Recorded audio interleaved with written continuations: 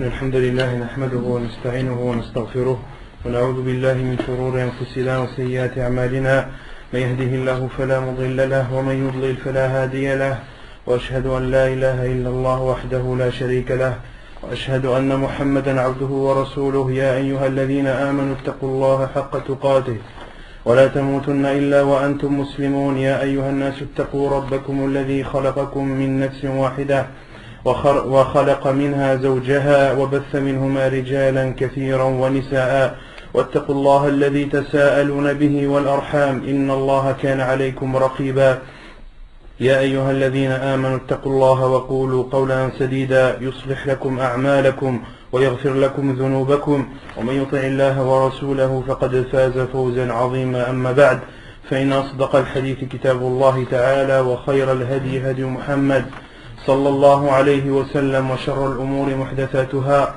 وكل محدثة بدعة وكل بدعة ضلالة وكل ضلالة في النار أما بعد. Donc toujours dans la continuité concernant la lecture ainsi que les commentaires sur le livre Al-Wajiz fi fiqh as-sunnah wal kitab al-aziz.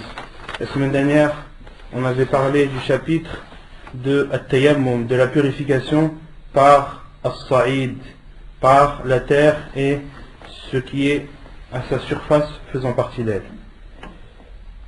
Quelles sont les causes qui autorisent la personne à avoir recours au Tayammum?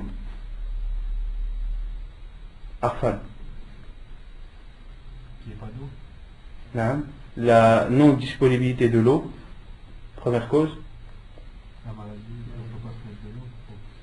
Par maladie, une personne qui est malade et dont l'utilisation de l'eau lui porte préjudice, et partant de grand froid. Et partant de grand froid, une personne qui ne peut pas utiliser l'eau par grand froid. On avait cité les trois hadiths qui prouvent chacun de ces trois cas. Le premier était le hadith de Imran ibn Husayn, le deuxième hadith Jabir ibn Abdullah, et le troisième qui était le hadith de Am ibn al-As radiyallahu anhu. On avait donné aussi la définition de As-Sa'id. Quelle est la définition du Sa'id? La terre pure et tout ce qui est à sa surface faisant partie d'elle. Parce que tout ce qui est à la surface de la terre ne fait pas forcément partie d'elle, donc n'est pas forcément utilisable pour At-Tayammum. Ensuite, on avait parlé de la description, Sifat At-Tayammum, qui peut rappeler la description, comment la personne doit faire At-Tayammum. On essuie les mains sur la terre. On pose les mains, ou on frappe les mains doucement sur la terre. Si elle est poussiéreuse, on souffle sur les mains. Si la terre est poussiéreuse, on souffle. Et si elle n'est pas poussiéreuse, on souffle quand même. Ça va.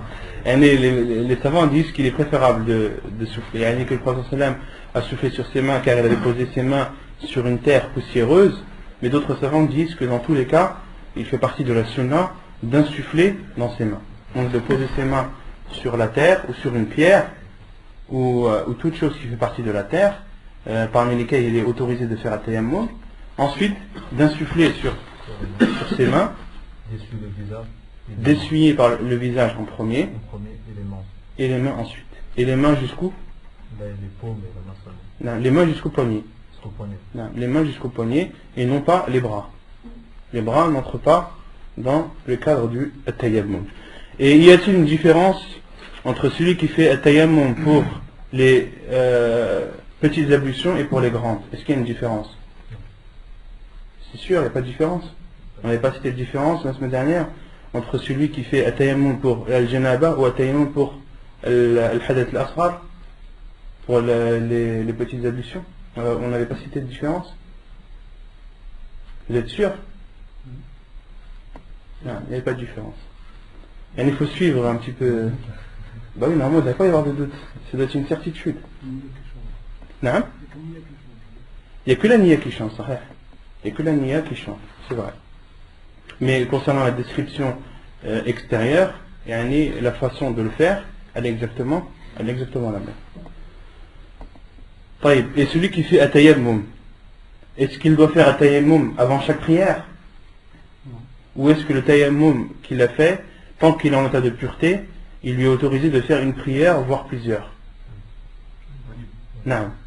Et celui qui fait atayammum, est-ce qu'il a le droit de présider la prière avec derrière lui des personnes qui n'ont pas fait tayammum et qui ont fait les ablutions?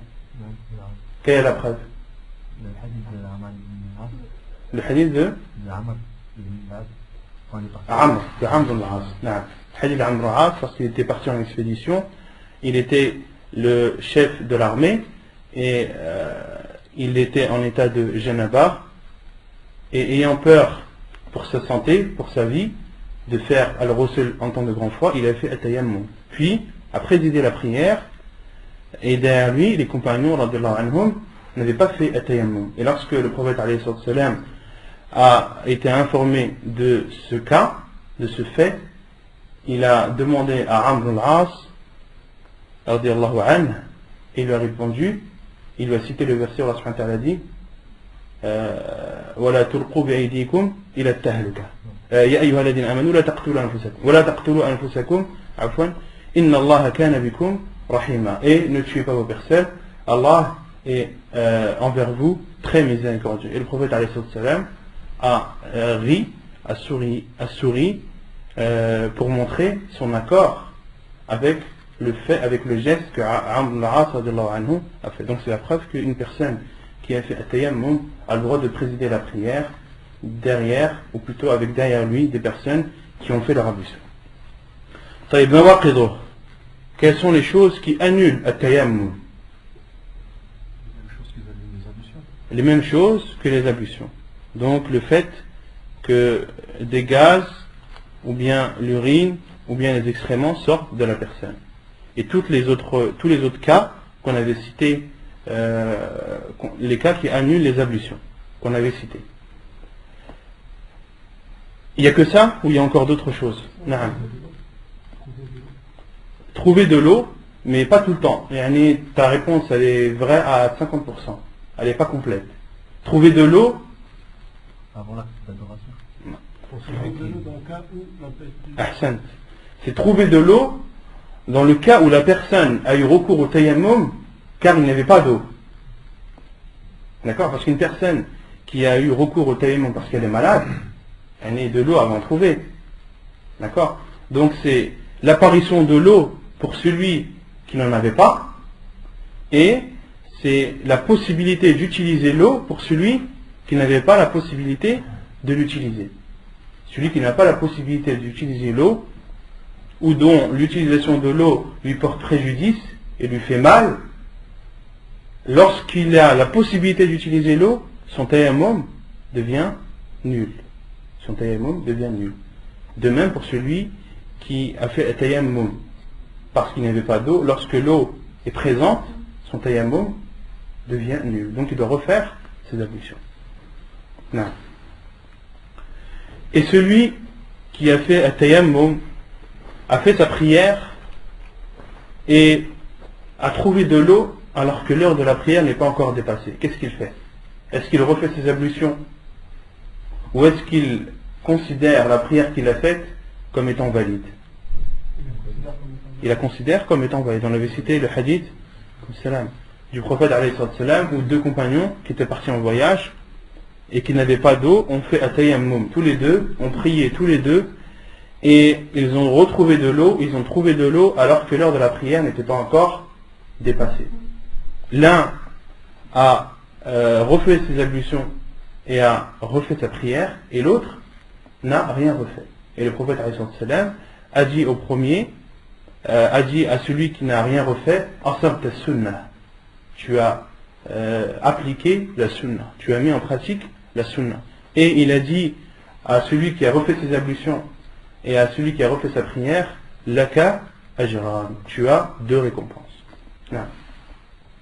On avait aussi parlé de celui qui a une fracture à l'un de ses membres et qui a été obligé de mettre un plâtre. On avait cité le jugement en rapport avec le plâtre. Celui qui a un plâtre et qui veut faire ses ablutions, qu'est-ce qu'il doit faire? Il y a différents cas, il y a différents avis en fait. Non. Qu'est-ce qu'il doit faire? Quels sont les différents avis? Il y a l'avis où il doit considérer que le plâtre, que le bras par exemple, c'est une partie de son corps. Non. C'est-à-dire que le dos, en ignorant son bras. Il y a le cas où il essuie par-dessus, il y a le cas où il fait la monde. Non. Donc, il y a plusieurs avis des savants, rahimahumullah. Certains disent qu'il est autorisé d'essuyer sur le plâtre, car il y a un hadith, on avait cité la version, les savants qui considèrent cette version comme bonne, autorisent le fait d'essuyer sur le plâtre ou le pansement. C'est pareil, le plâtre ou le pansement ont le même jugement. D'autres savants disent que celui qui a un plâtre, il considère son membre comme étant amputé. Ni il ne l'essuie, ni il fait at-tayammum. Et d'autres savants disent, il n'essuie pas dessus, mais il doit faire le tayammum pour compenser, il doit faire les ablutions, sauf le bras, ou supposons qu'il a un bras cassé, sauf le bras emplâtré, mais à la fin des ablutions, il doit refaire at-tayammum pour compenser le fait qu'il n'ait pas lavé son bras. Et ça, on avait dit que c'était un avis qui était très faible.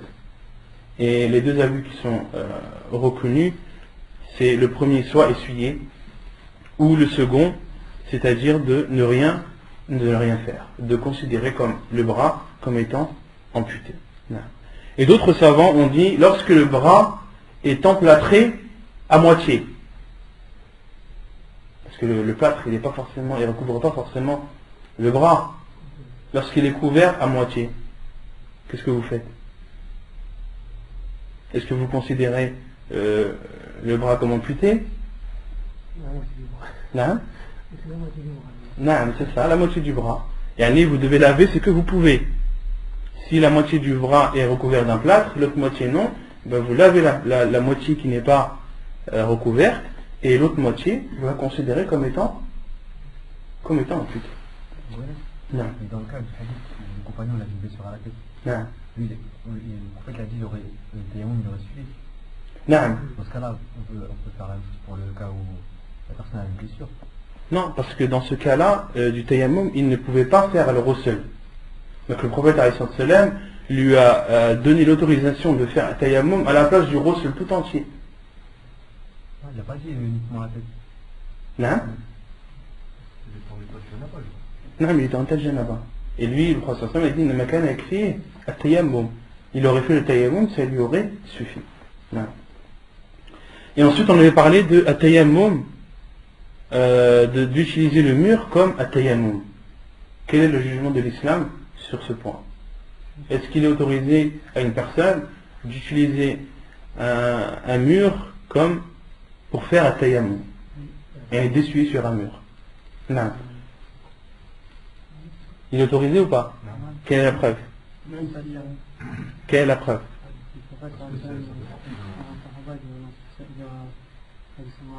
Non. Non. La preuve est le hadith du prophète alayhi salam où un homme a salué le prophète alayhi salam et le prophète sallallahu alayhi wa sallam ne lui a pas répondu à son salam jusqu'à ce qu'il ait essuyé sur un mur. Jusqu'à ce qu'il ait essuyé sur un mur, il a fait at-tayammum, puis a rendu le salam à cet homme. Et on avait cité que dans les cours précédents que le prophète alayhi salam kana yakrah an yadhkura isma Allah wa huwa ala ghayri tahara, que le prophète alayhi salam détestait citer le nom d'Allah alors qu'il était en état de non-pureté, en état d'impureté. Et les savants ont divergé, certains savants disent que le mur c'est un mur, il faut que ce soit un mur en terre cuite, qui ne soit pas recouvert de peinture ou d'isolant. D'autres savants prennent le hadith dans son ensemble et ils comprennent le hadith globalement. فمسح على الجدار فمسح فحتى أقبل على الجدار فمسح بوجهه ويديه. يعني dans le hadith il a été cité mur, un mur c'est un mur.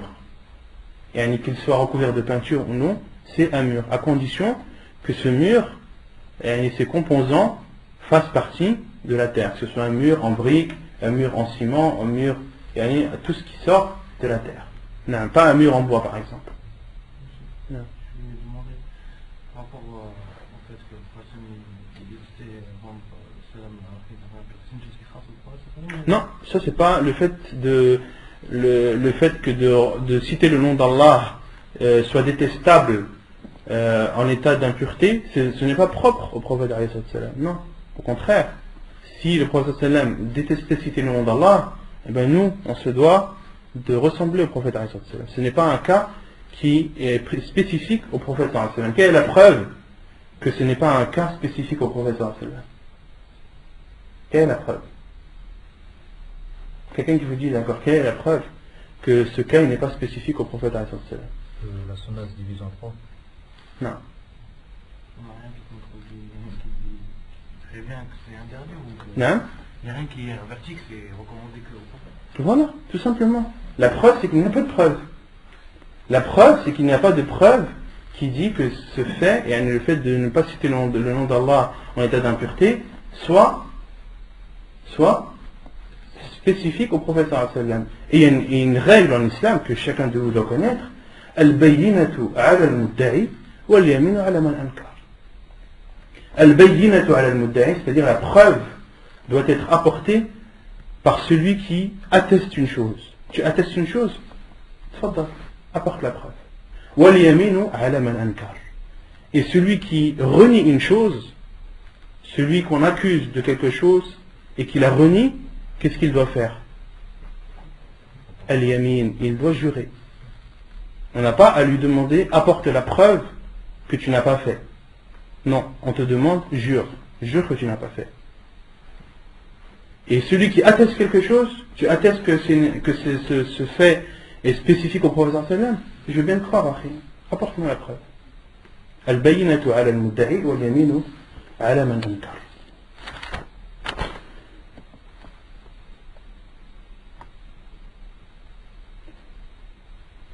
Donc on avait aussi parlé de Saïd et le fait que certains savants ont posé comme condition la poussière de la terre. Que Saïd, une personne pour qu'elle fasse tayammum, certains savants disent parmi les conditions, c'est que cette chose sur laquelle il va faire un tayammum soit recouverte de poussière, mais la poussière de la terre.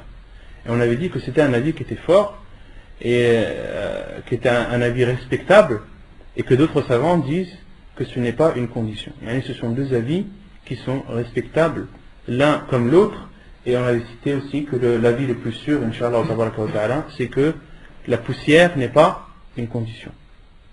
Et que les savants disent qu'il est même autorisé de faire un tayammum sur un rocher après qu'il ait plu. Donc aujourd'hui, on va rentrer dans le chapitre des menstrues et des lochis. Ahkamul hayd wal nifas. Concernant les menstrues et les lochis, c'est un sujet qui est très important et que chacun de nous doit connaître. Même si on est des hommes, on se doit de connaître les jugements relatifs aux menstrues et aux lochis.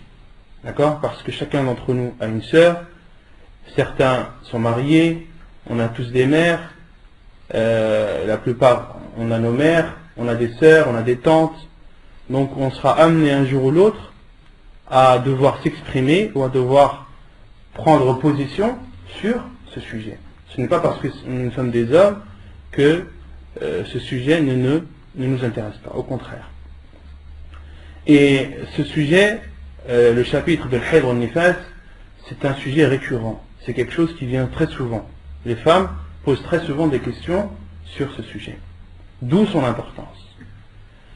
Et vous allez entendre certaines personnes qui vont vous dire, vous, les gens de la Sunna, vous ne vous occupez que des détails. Vous passez vos jours et vos nuits à polémiquer sur des détails. Est-ce que celui qui fait la prière, lorsqu'il fait tashahhud, est-ce qu'il doit bouger son doigt ou pas? Est-ce qu'il doit le bouger de haut en bas, ou est-ce qu'il doit faire un cercle? Est-ce qu'il doit le bouger doucement, ou est-ce qu'il doit le bouger vite? Et vous, les gens de la Sunna, vous ne passez votre temps qu'à parler, entre guillemets, de futilité, de choses qui ne sont pas importantes.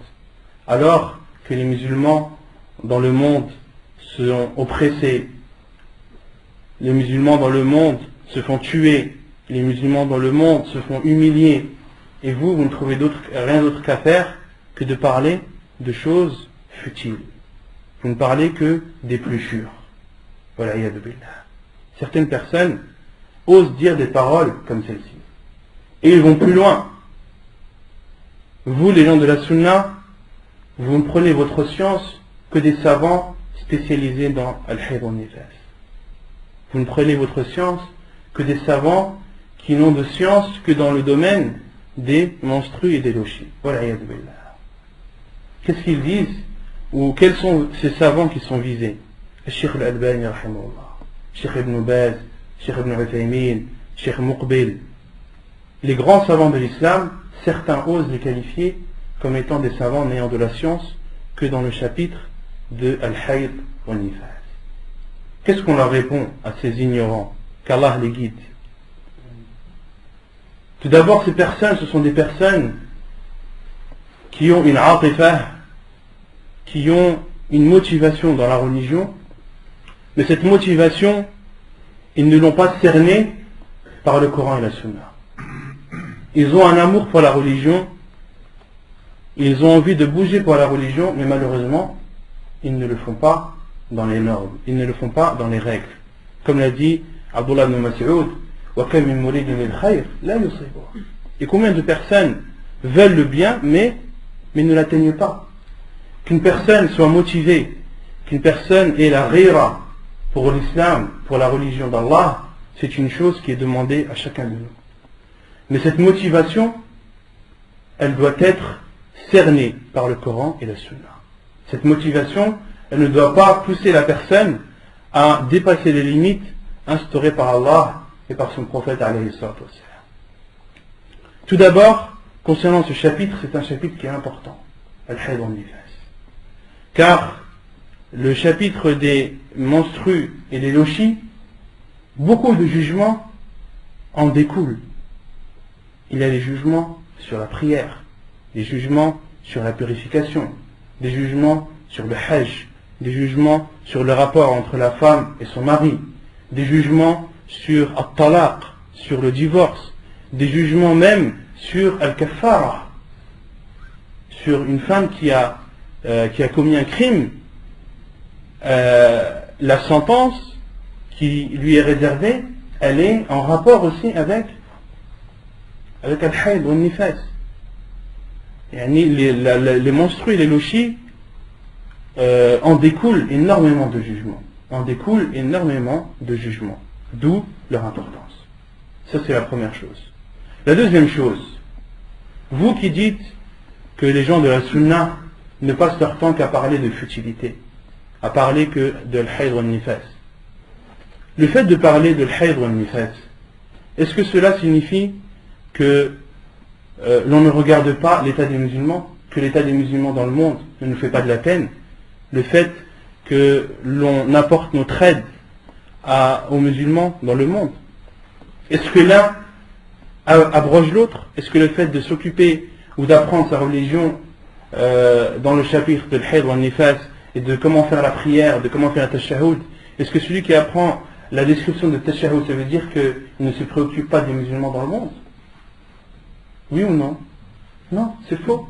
On peut très bien apprendre sa religion d'un côté et aider les musulmans d'un autre. L'un n'empêche pas l'autre. Troisièmement, vous qui dites que les gens de la Sunna ne se préoccupent que des épluchures et délaissent le noyau, qu'est-ce qu'on leur répond?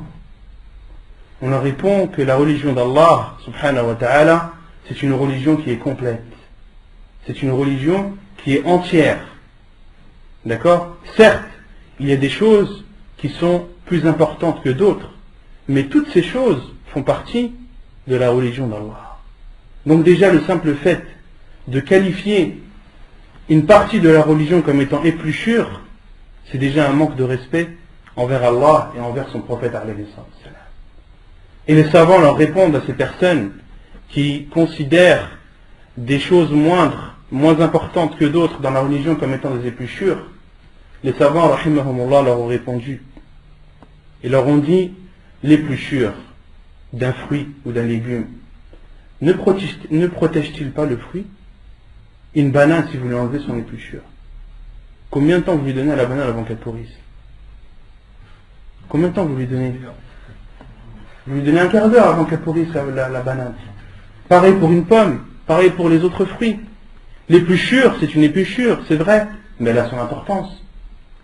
Il y a des choses qui sont plus importantes dans la religion que d'autres, mais ces choses qui sont moins importantes, elles ont leur importance. Elles font partie de la religion d'Allah.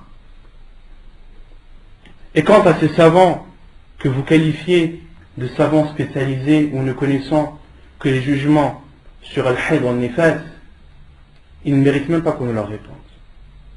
Et les biographies des savants qu'on a citées cet été répondent à ces personnes.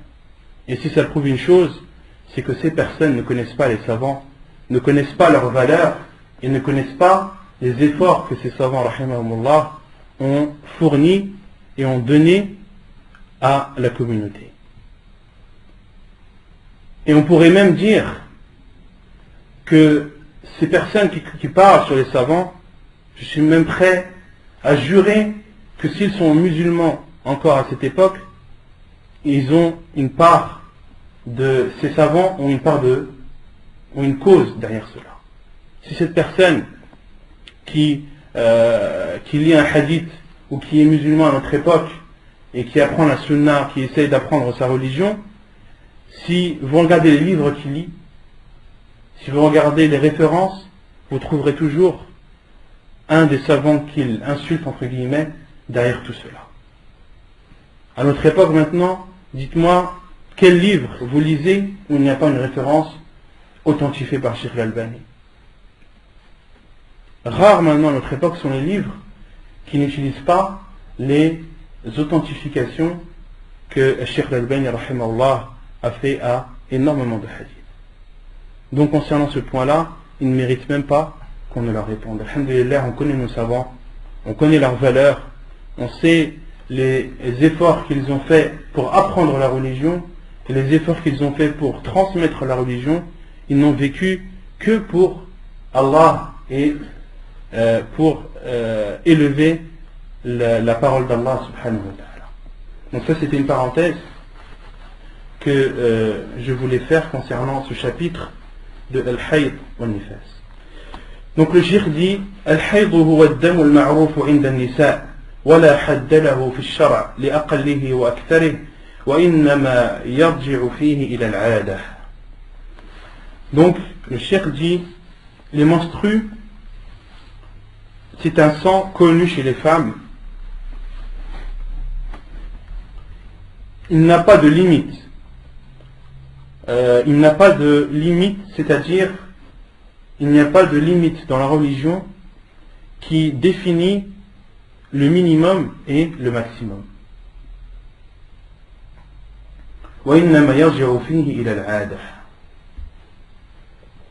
C'est-à-dire que en islam, il n'y a aucun verset, aucun hadith du prophète alayhi salam qui définit un temps minimum et un temps maximum concernant le sang des menstrues.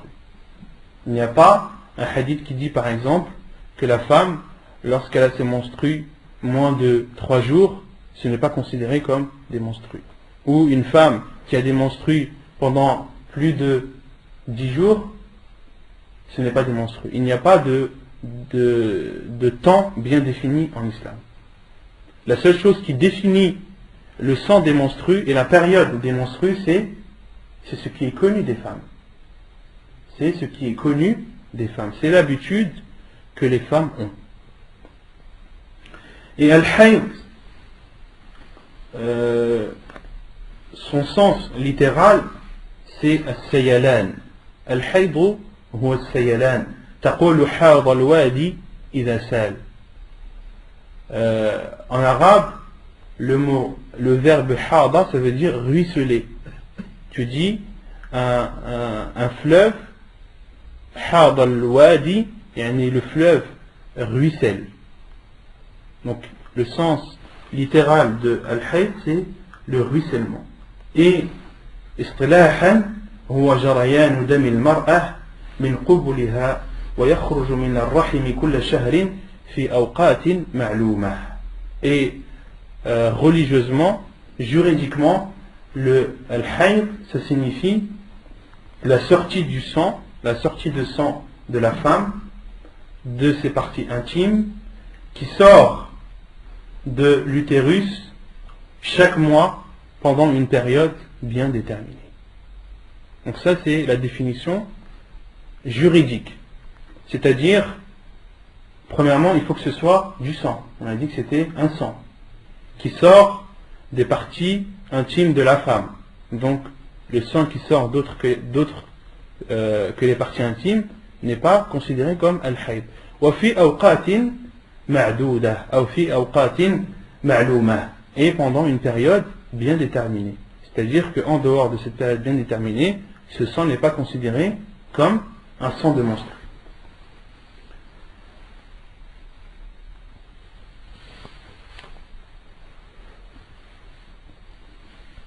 والنفاس هو الدم الخارج بسبب الولادة وأكثره 40 يوما. Et quant au lochi, c'est un sang qui sort après l'accouchement. Et sa limite est de 40 jours. Donc al-hayd, on a dit le sang des menstrues, il n'est pas délimité par la religion. Ni un minimum, ni un maximum. Al-nifas, qui est le sang qui sort après l'accouchement, l'islam n'a pas délimité son minimum, mais a délimité son maximum. Il n'a pas délimité son minimum, mais a délimité son maximum qui est de 40 jours. Donc une femme qui est silochi, pendant plus de 40 jours, après les 40 jours, ce sang n'est plus considéré comme un sang de lochi, mais il est considéré comme dam al-istihada, comme un sang lié à une hémorragie. عن أم سلمة رضي الله عنها قالت كانت النفساء تجلس على عهد رسول الله صلى الله عليه وسلم 40 يوما. حديث حسن صحيح رواه أبو داود والترمذي. La preuve est le hadith de Salama رضي الله عنها qui dit les femmes qui avaient leur lochi au temps du prophète alayhi salatu wassalam tajlisu 40 يوما. Comment vous comprenez tajlisu dans ce hadith?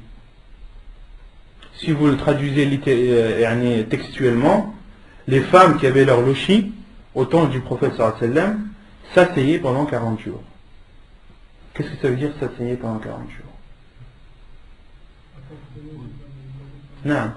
S'asseyaient, c'est-à-dire qu'elles s'abstenaient de prier, de jeûner et d'avoir des rapports avec leur mari. Et les s'asseyaient, c'est pas s'asseyaient pendant 40 jours. Parce que à notre époque, surtout en France, il faut se méfier. Une personne, elle peut très bien comprendre le hadith, elle s'assoit pendant 40 jours et puis il dit à sa femme, tu t'assois pendant 40 jours, tu ne bouges pas. Voilà. Même ça m'étonnerait pas, ça. Ça m'étonnerait pas que des personnes en arrivent à ce point-là. كانت النفساء تجلس على عهد رسول الله صلى الله عليه وسلم 40 يوما. Les femmes qui avaient leur lochi au temps du prophète sallallahu alayhi wa sallam s'abstenaient de prier, de jeûner, d'avoir des rapports avec leur mari pendant 40 jours. ومتى رأت الطهر قبل 40 اغتسلت وطهرت وإن استمر بها الدم بعد 40 اغتسلت لتمام 40 وطهرت. نعم. On avait déjà parlé de ce sujet. On avait parlé de tawaf. Est-ce que le tawaf est une prière? Est-ce qu'une personne peut faire le tawaf en ayant ses ablutions ou pas? On avait parlé. On avait parlé de ce sujet. Et c'est enregistré, Inch'Allah, tu retourneras à l'enregistrement. Et on avait cité que l'avis le plus sûr, Inch'Allah, c'est que le tawaf n'était pas considéré comme une prière. On avait cité toutes les différences entre le tawaf et la prière, et que l'avis le plus sûr, Inch'Allah, c'est que la personne, et il lui est autorisé de faire un tawaf, même sans être en état d'ablution, mais qu'il était préférable de les avoir. Non. ومتى رأت الطهر قبل 40 اغتسلت وطهرت وإن استمر بها الدم بعد 40 اغتسلت لتمام 40 وطهرت. Et lorsque la femme voit qu'elle est pure avant ces 40 jours, elle doit alors se laver et à partir de ce moment, elle devient pure. Et si le sang des lochis ne cesse de couler et dépasse et atteint les 40 jours, après les 40 jours, elle doit se laver et considérer le sang qui continue à couler comme étant une hémorragie, c'est-à-dire une maladie et non le sang des lochis. ما يحرم بالحيض والنفاس يحرم على الحائض والنفساء ما يحرم على المحدث وتزيد عليه في تحريم وتزيد عليه في التحريم. Il est interdit, donc quelles sont les choses qui sont interdites pour la femme qui a ses menstrues et ses lochis? Il est interdit pour la femme qui a ses menstrues et ses lochis de faire ce qui est interdit à une personne qui n'a pas ses ablutions, à une personne qui est en état d'impureté. D'accord? Donc de prier, de jeûner, de prendre le mushaf et tous les autres points qu'on avait cités. وتزيد عليه في تحريم الصوم وتقضيه إذا طهرت. Et il y a des choses en plus qui lui sont interdites en dehors des choses qui sont interdites à celui qui n'est pas en état de pureté. Premièrement, الصوم وتقضيه إذا طهرت. La première chose, c'est le jeûne. Il lui est interdit également de jeûner. Mais elle doit rattraper ses jours de jeûne une fois pure.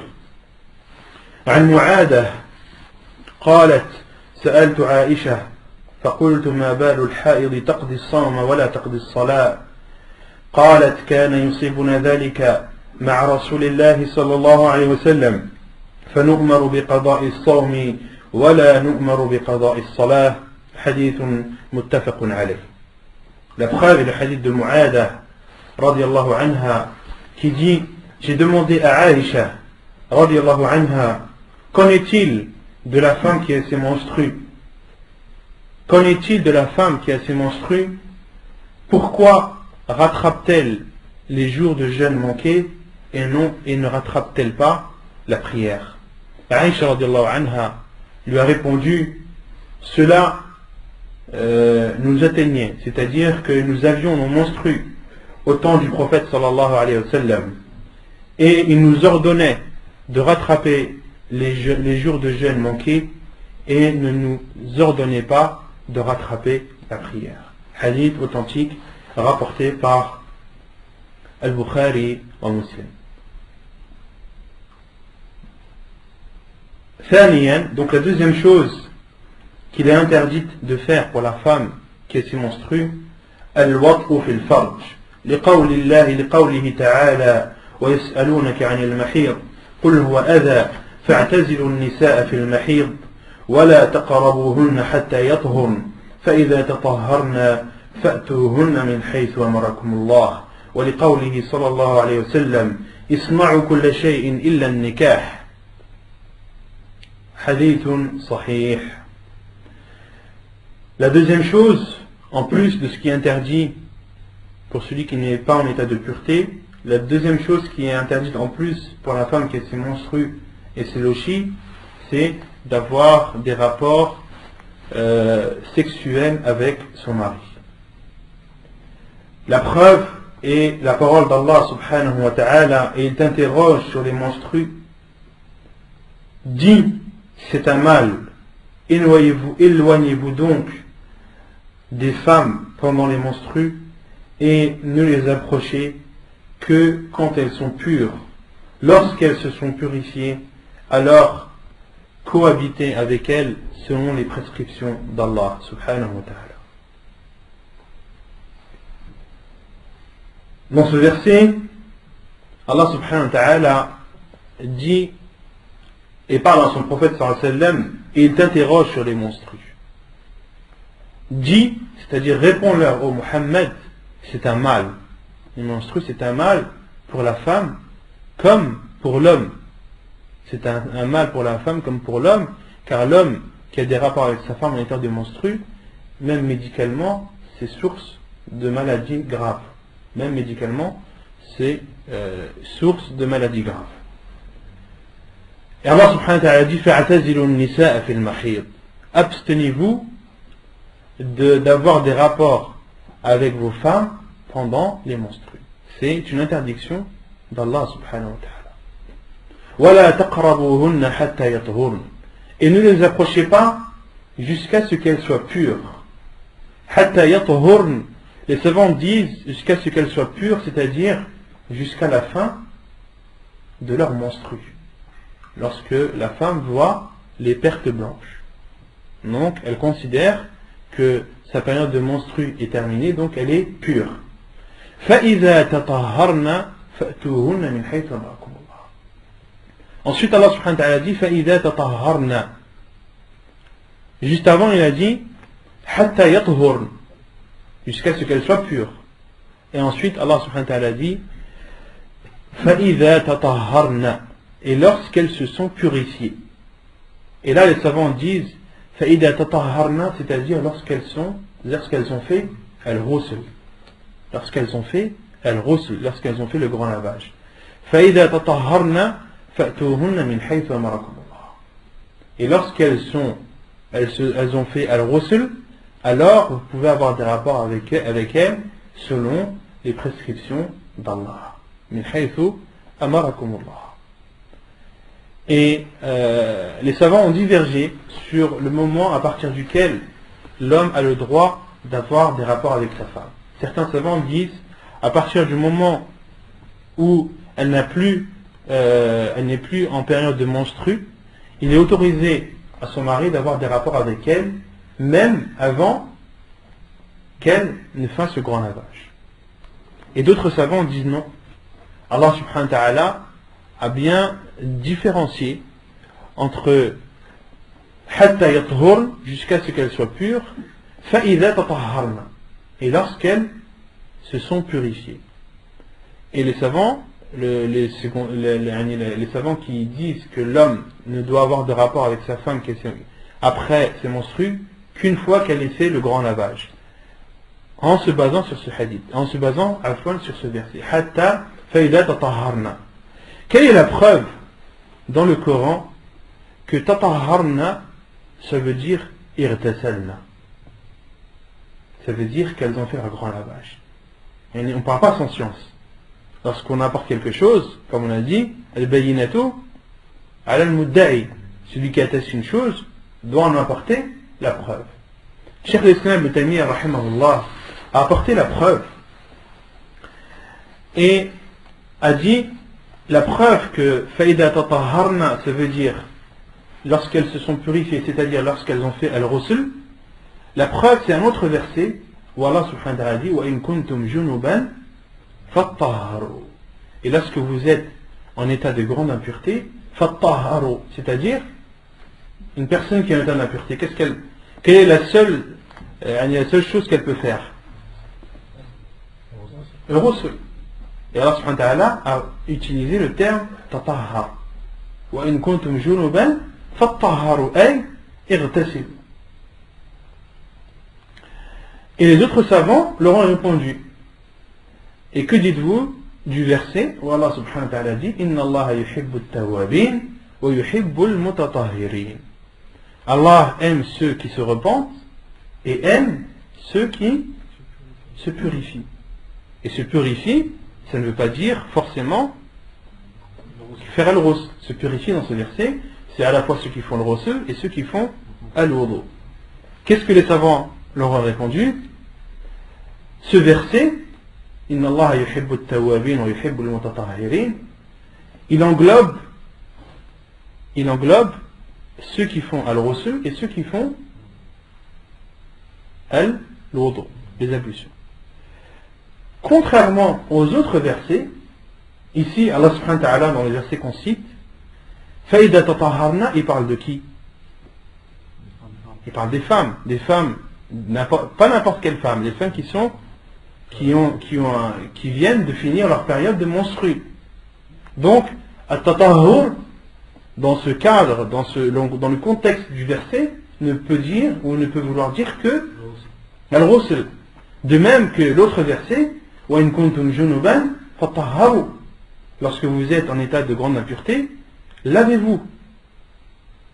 le fait que dans le verset où Allah subhanahu wa ta'ala dit Allah aime ceux qui se repentent et ceux qui se purifient, il a son contexte général.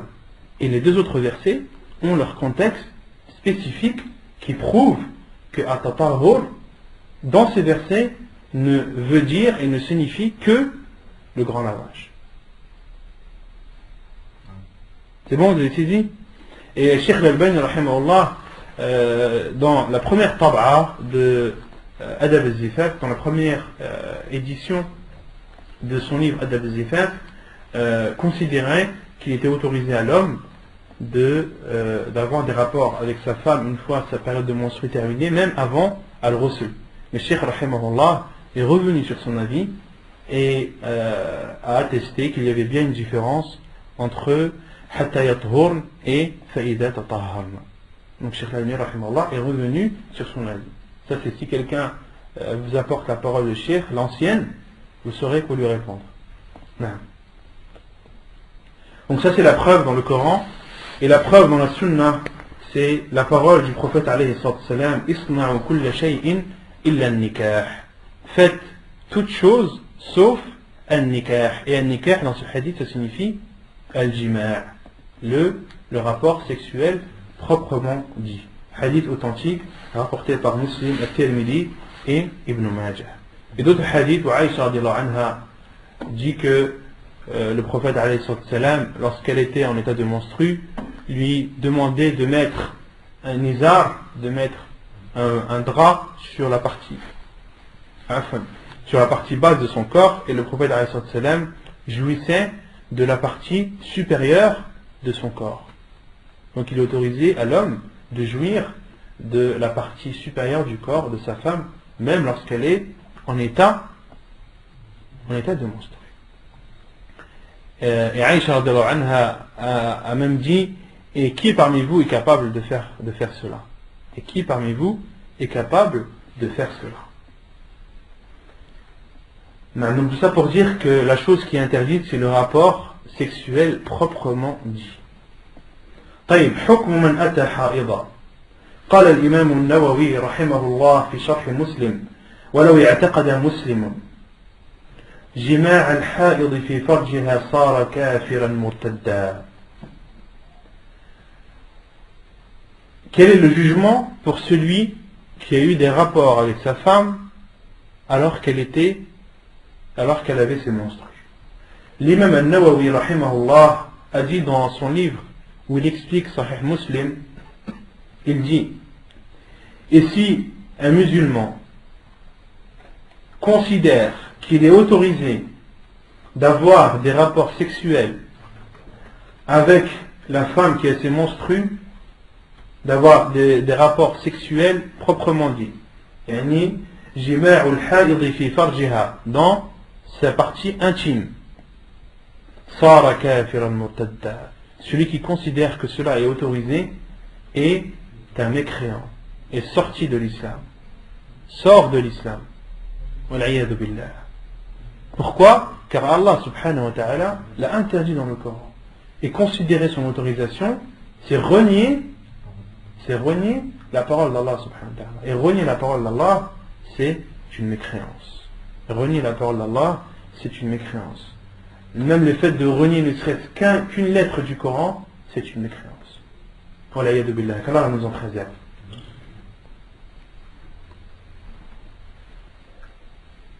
ولو فعله إنسان غير معتقد حله. Et celui qui le fait, celui qui l'a fait sans considérer son autorisation, donc le premier cas, celui qui l'autorise, qui considère que c'est autorisé, on connaît son jugement. Maintenant, le deuxième cas, celui qui sait que c'est interdit. Il le sait que c'est interdit. Il sait qu'Allah subhanahu wa ta'ala a interdit à un homme d'avoir un rapport sexuel avec sa femme alors qu'elle est en état de menstrue. Ici, il y a deux cas. L'imam Nawawi dit: فإن كان ناسيا أو جاهلا بوجود الحيض أو جاهلا بتحريمه أو مكرها فلا إثم عليه ولا كفارة. Si il a oublié ou alors était ignorant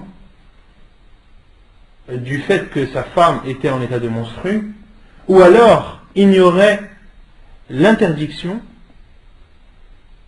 ou bien a été forcée, cette personne, elle n'a pas de mal et elle n'a pas de compensation. Donc une personne qui a eu un rapport avec sa femme alors qu'elle est en état de menstru, parce qu'il a oublié que cela était interdit, ou il a oublié que sa femme était en état de menstru, ou bien qu'il ne savait pas que sa femme avait ses menstrues, ou bien qu'il ne connaissait pas le jugement, ou bien qu'il a été forcé, ou bien qu'on l'a forcé à avoir un rapport avec sa femme alors qu'elle a ses menstrues. Celui-ci, il n'a pas de mal, il n'a pas de péché, et il n'a pas de compensation. Il n'y a pas de compensation à faire. وإن وطأها عامدا عالما بالحيض والتحريم مختارا فقد ارتكب معصية كبيرة نص الشافعي على أنها كبيرة. Et celui qui a un rapport avec sa femme, qui a ses menstrues, de son propre gré, عامدا, en sachant que sa femme a ses menstrues, en sachant que cela est interdit, et en ayant le choix, en ayant eu le libre choix, c'est-à-dire qu'il n'a pas été forcé, فَقَدْ ارْتَكَبَ مَعْصِيَةً كَبِيرًا, il a alors fait un énorme péché. Comme l'a qualifié à l'imam al-Shafi'i, rahimahullah, il a qualifié ce geste, cet acte, comme faisant partie des grands péchés. وَتَجِبُ عَلَيْهِ التَّوْبَةِ, et il lui est obligatoire de se repentir. S'il veut qu'Allah subhanahu wa ta'ala lui pardonne, il doit faire le repentir. Et vous connaissez les conditions du repentir. Vous connaissez? Le repentir, la première chose, c'est de s'abstenir du péché. La deuxième chose, c'est de regretter. Et la troisième chose, c'est d'avoir la résolution, d'avoir la motivation, d'avoir la conviction de ne plus le refaire. Ce sont les trois conditions qui doivent être accomplies pour qu'un repentir soit accepté.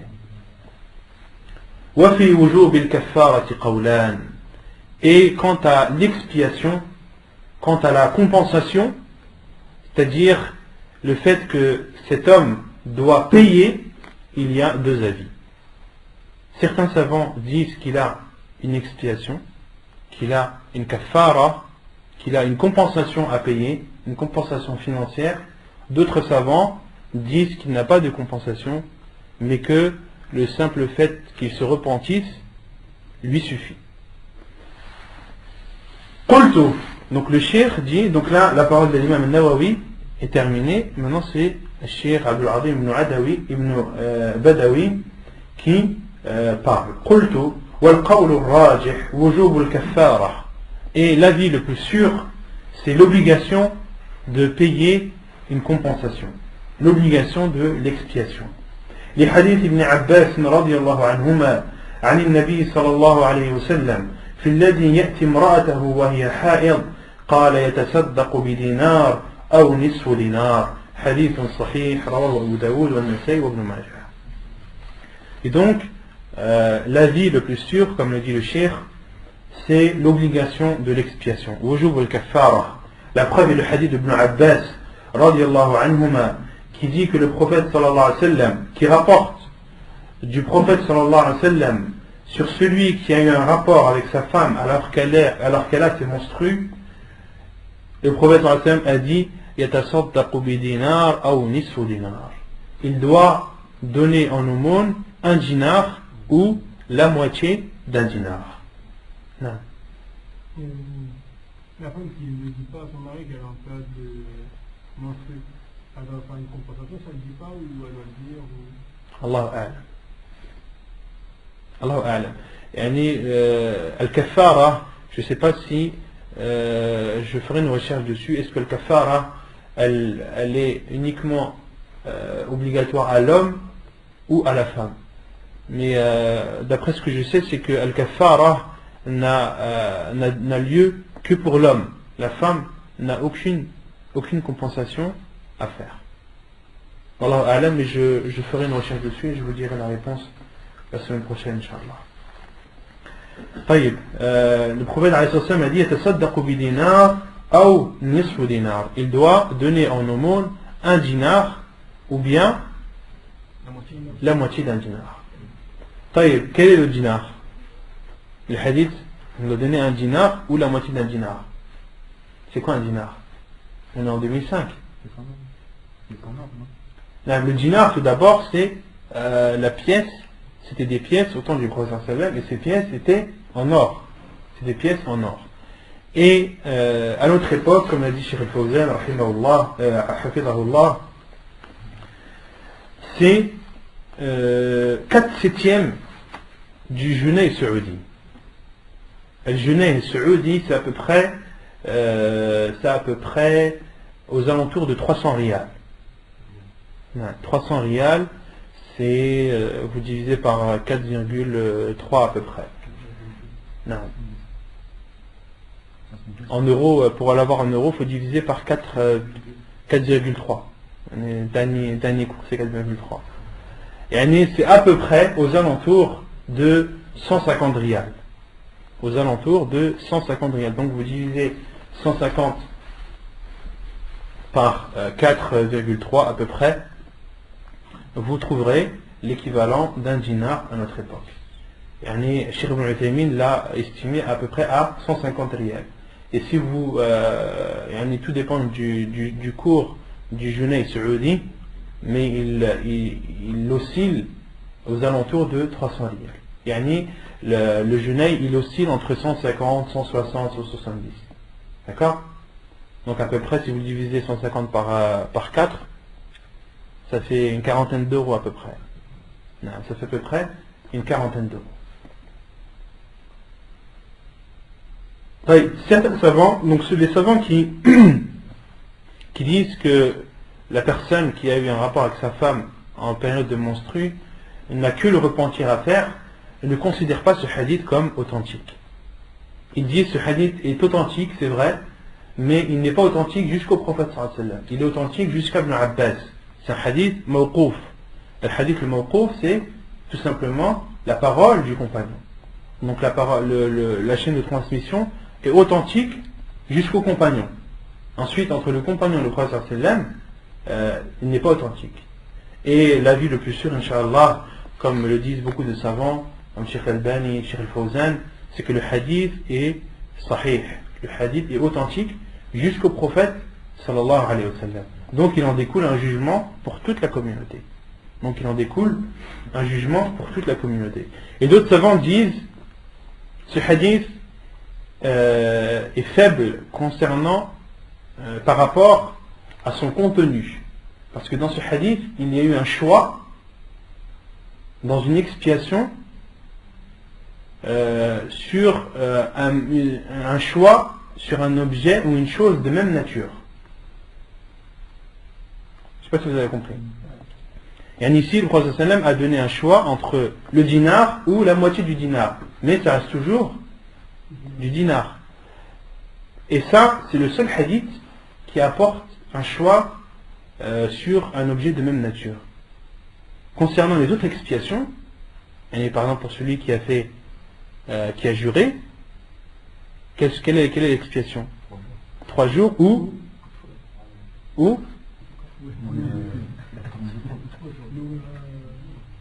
ça dépend des péchés de la personne, mais il y a des expiations où la personne a le choix entre le jeûne, a le choix entre habiller des pauvres, a le choix entre libérer, affranchir un esclave. Il a le choix, mais ce sont des choix sur des objets ou des choses de nature différente. Quant à ce hadith, il parle de choix sur un objet, une chose de même nature. Et les autres savants ont dit où est le problème. Le fait que le prophète sallallahu alayhi wa sallam ait donné le choix sur une chose de même nature, où est le problème? Il n'y a pas de problème. Mais les savants leur ont répondu simplement, il n'y a pas de problème. Et quant à l'explication qu'ils ont donnée, pourquoi le prophète sallallahu alayhi wa sallam a donné le choix entre un dinar et la moitié d'un dinar, plusieurs explications. La plupart des savants disent tout dépend du moment où l'homme a eu un rapport avec sa femme? Est-ce que c'était au moment où la femme avait beaucoup de sang? Donc, dans ce cas-là, il doit donner 1 dinar. Ou est-ce qu'il a eu un rapport avec sa femme pendant, à la fin de la période, où le sang était moindre, où le sang était asséché? Donc, dans ce cas, il doit donner la moitié d'un dinar. D'autres savants, comme Cheikh Al-Albani, rahimahullah, dit, le prophète, alayhi salam, a donné le choix en fonction de la personne qui a fait le péché. Si c'est une personne riche, elle donne 1 dinar. Si c'est une personne pauvre, elle donne la moitié. والتخيير في الحديث راجع donc là le cheikh continue والتخيير في الحديث راجع إلى التفريق بين أول الدم وآخره لما روي عن ابن عباس موقوفا إن أصابها في فور الدم تصدق بدينار وإن كان في آخره فنصف دينار. Donc là le cheikh dit le choix qui a été donné dans le hadith revient à la période dans laquelle l'homme a eu le rapport avec sa femme. Est-ce que c'est pendant le début de la période ou bien à la fin, comme cela a été rapporté sur Ibn Abbas, mawqufan, c'est-à-dire la parole d'Ibn Abbas, si il a eu un rapport au début du sang, il doit leur donner 1 dinar. Et si il a eu un rapport vers la fin de la période, il doit leur donner la moitié d'un dinar. Et cette parole a été authentifiée par Cheikh Al-Albani, rahimahullah ta'ala.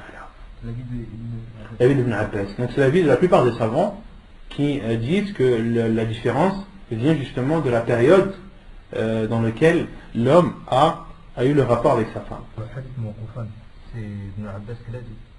C'est-à-dire que l'erreur vient d'où s'ils l'ont attribué au prophète? C'est les rapporteurs ou... Oui, c'est les rapporteurs. C'est les rapporteurs qui ont rapporté et ont dit que Ibn Abbas l'a entendu du prophète sallallahu alayhi wa sallam. Al-istihada, ou bien ça peut être autre chose, ça peut être d'autres hadiths qui sont venus d'une chaîne faible. Et la chaîne, elle est faible bien avant Ibn Abbas, bien avant, et que parce que le hadith peut venir de plusieurs riwayat. Le hadith peut venir de plusieurs chemins. D'accord? Des chemins qui sont authentiques, qui rapportent, par exemple, que Ibn Abbas l'a dit. D'accord? D'autres chemins qui sont totalement différents l'apportent ou disent que cette parole a été dite par le prophète sallallahu alayhi wa sallam. Mais ces chaînes à la base, elles sont faibles. Après la faiblesse, elle peut intervenir à plusieurs niveaux. Et même Ibn Abbas, il est même sûr et certain que la faiblesse est intervenue avant. Parce que après, qui peut rapporter que le prophète sallallahu alayhi wa sallam a dit? Non, ça peut être qu'un compagnon. C'est un compagnon. Il n'y a qu'un compagnon qui peut dire j'ai entendu le prophète sallallahu alayhi wa sallam dire, car il l'a vu. Et la règle dans Ilm al-Hadith, c'est que as-sahaba kulluhum udul. Les compagnons radiyallahu anhum sont tous, sans exception, udul, sont tous justes et on doit prendre le hadith. D'accord? C'est une règle dans Ilm al-Hadith, elle est intransigeante. As-sahaba kulluhum udul. Tu peux pas dire ce compagnon, il a dit ouais mais ce compagnon il a ça, il a ci, il a une faible mémoire, non, c'est interdit de dire ça. Un sahabi il a dit khlas. Déjà entre le sahabi et le prophète c'est authentique. Donc s'il y a une faiblesse, elle vient automatiquement après. Non. Non. C'est uniquement pour les monstrues, pas pour les lochis. Pour les lochis et les monstrues. Parce que le verset coranique. Ouais. Mais on avait cité que Al-Hayd et Al-Nifas, que les menstrues et les lochis sont identiques, ont le même jugement, et ça on avait dit que c'était à l'unanimité des savants. Les savants, Al-Ijma' c'est une preuve. Les preuves en islam c'est le Coran, c'est la Sunna, et ensuite c'est Al-Ijma', l'unanimité des savants. L'unanimité des savants c'est une preuve. Pourquoi c'est une preuve? Voilà. Car le prophète a dit là,